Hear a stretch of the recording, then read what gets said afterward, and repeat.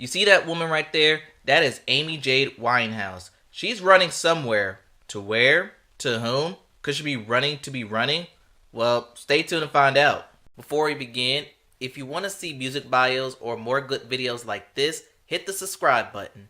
Also, I've started a Patreon account. On here you get more copyrighted material and they'll be uploaded 48 hours prior to YouTube. If you want to support or visit, link is in the description. And without further ado, on to our feature presentation.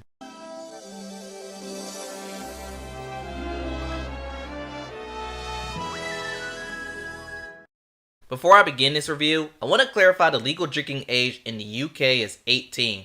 When I first saw this movie in theaters, I was confused about this until I looked it up. So yeah, let's get into this movie. Amy Winehouse is a family girl who loves jazz music. She comes from a musical jazz family, and she has a voice like Judy Garland, according to her nan. Fly me to the moon, let me play amongst the stars. The next morning, Amy gets a phone call from her friend Tyler, who hands in her demo tape to Nick Shemansky, who works for 19 Management, headed by Simon Fuller. On the way there, Amy listens to Lauryn Hill, Miseducation album. Been 3 weeks since you've been looking for your friend, the one you let hit and never called you again. Then she performs at a showcase, and after said showcase, Virgin gives her an offer but turns it down.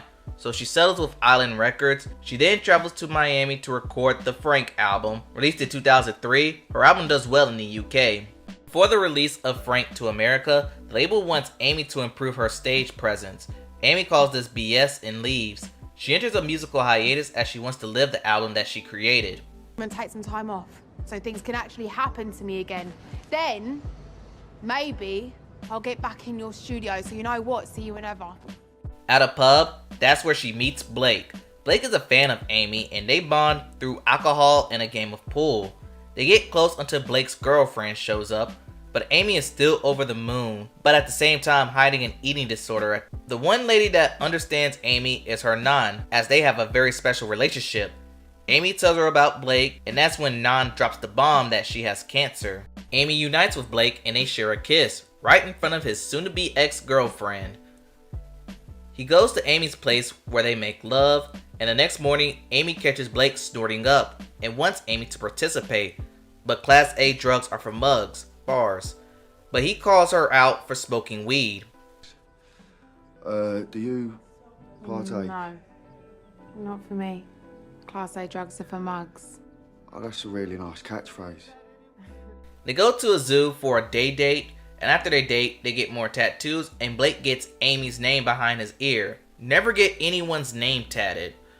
But anyway, Amy finally performs drunk and tells the crowd about Blake, and they boo, but Amy claps back and gulps back. Don't be arsey. He saved me, right? From death by boredom. He's my hero. Blake retreats to the parking lot, and Amy isn't pleased. They get into an argument and punches Blake. The next morning, nan wakes up a hungover Amy and warns her about her nights out, and while Amy understands, that won't stop her. Amy and Blake get into another argument, and that's when he tells her that he's going back to the ex and encourages Amy to return to music. My soul, I love you. And you love me. Stop doing this. It's gonna make me cry. I'm getting back with Becky. He also tells Amy to control her drinking before it's too late.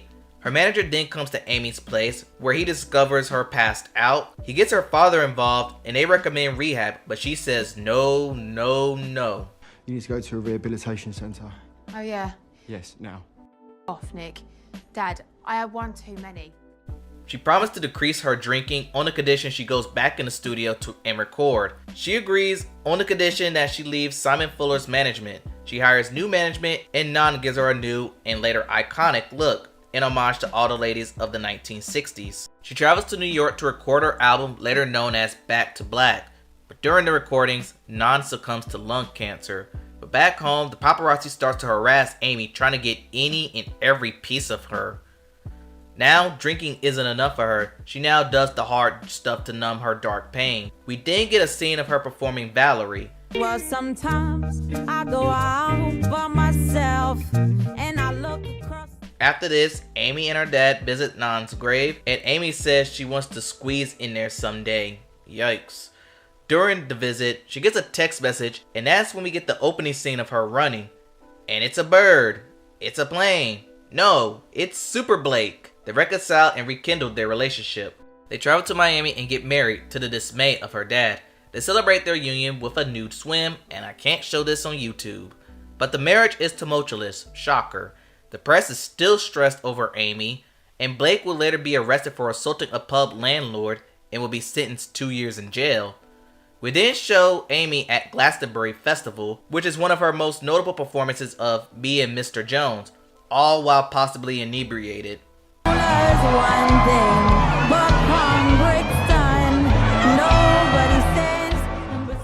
Amy visits Blake in prison, and Blake wants a divorce for the sake of their health, as Blake took counseling and is now sober, even though the divorce happened after her Grammy win. But anyway, her dad discovers a crack pipe in his home and advises her to go to rehab, and this time she says yes, yes, yes. Rehab was a time for her to get clean and, more importantly, get away from the pesky paparazzi.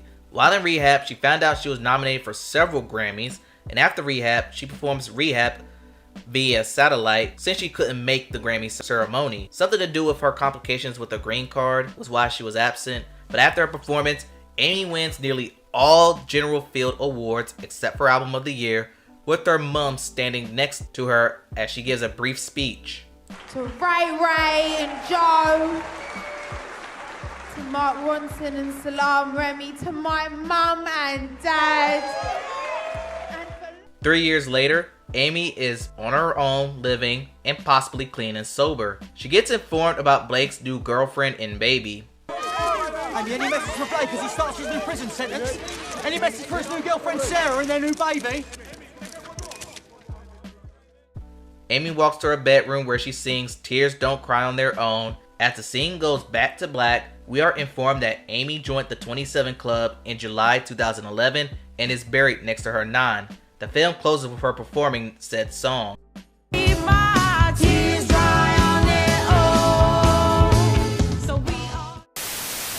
Okay, for this movie, I remember watching this in theaters last year and only being lukewarm on the movie. Mostly, close fans were negative, saying that they didn't get enough. Let me start off with what works. Actress Marisa Abela, I think I said her name right, used her actual voice to mimic Amy's voice, and she did a great job in that department. Also, the movie does a good job in recreating her iconic Glastonbury performance as also her Grammy performance. Also, they do show how the paparazzi's obsession with Amy led to her downfall. But now for the problems. The pacing, especially in the beginning, was too fast.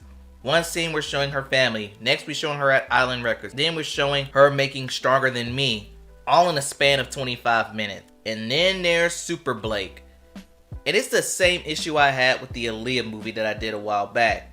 It romanticizes Blake way too much and shows how love-stricken Amy was about him. Not to mention the inaccuracies and inconsistencies in this film, but that exists with every biopic. But in conclusion, okay, it's not the worst biopic in the world, and all due respect, some of the family wishes in this biopic, it just had me thinking that Amy Winehouse deserved a little better than what we got. And I'll end the video on that. Tell me what y'all think in the comments below. Please like, comment, and subscribe to this channel. Thanks for watching, and I'll see you next time.